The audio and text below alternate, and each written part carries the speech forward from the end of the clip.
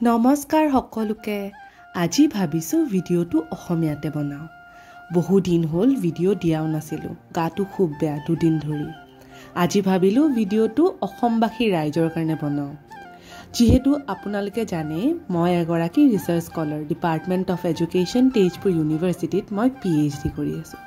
ৰিসাৰ্চৰ ক্ষেত্ৰত গুৱাহাটী আহিছিলো গুৱাহাটী মোৰ জন্মভূমি আৰু ৰিসাৰ্চৰ ক্ষেত্ৰত মই গৈছিলো এখন অসম গভৰ্ণমেণ্টৰ স্কুলত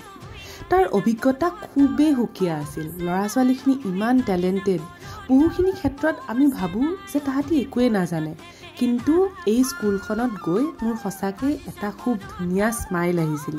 মনটো খুব ভাল লাগিছিল কাৰণ ইহঁতৰ পৰা বহুখিনি মই অভিজ্ঞতা ভাল লৈ আহিছিলো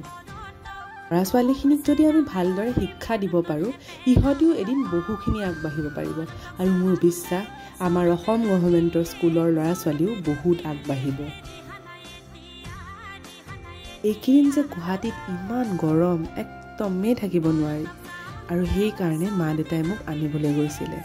এটা ভাল অভিজ্ঞতা লৈ দিনটোৰ মই ঘৰ মোৱা হলো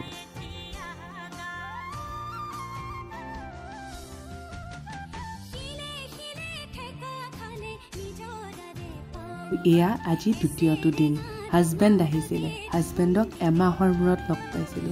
যেহেতু হাজবেণ্ড থাকে তিনচুকীয়াত চাকৰি সূত্ৰে আৰু ইয়াত তেওঁক লগ পাই সকলোতকৈ সুখী হৈছিলে আমাৰ বেলাজনী ইমান যে সুখী আৰু এয়া আমাৰ সকলোৰে মৰমৰ গণেশ মন্দিৰ এই জেগাখিনি যে ইমান ভাল লাগে নামঘৰটোৰ সৈতে আমাৰ গণেশ মন্দিৰটো সঁচাকৈ ধুনীয়া এই জেগাখিনিত থাকি সঁচাকৈ কিবা এটা ভাল লাগে কিন্তু এই গৰমটো সহ্য কৰিব নোৱাৰি ইমান যে গৰম গুৱাহাটীখন এনেকুৱা নাছিলে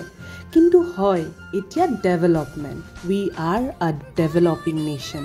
we are becoming a developed country আৰু উন্নয়নৰ নামত আমি গছ কাটি যাম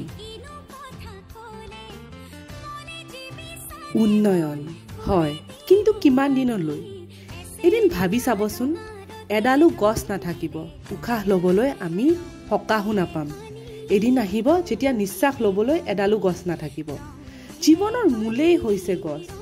আজি যদি আমি নুবুজো কাইলৈ আমাক বুজাবলৈ কোনোৱে নাহে আৰু এই জেগাখিনি যে VIP ৰোড কিমান যে গছ আছিল ইয়াৰো এডাল এডালকে লাহে লাহে গছ নোহোৱা হৈ আহি আছে এডালকৈ গছ কাটি এডালো গছ নাথাকিব যদি এতিয়াৰ পৰাই সজাগ নহওঁ হয়তো সজাগ হ'বলৈ আৰু সময়ও নাথাকিব উন্নয়নৰ নামত আমি পৃথিৱীখন ধ্বংসৰ পথত ঠেলি দিয়া হ'ব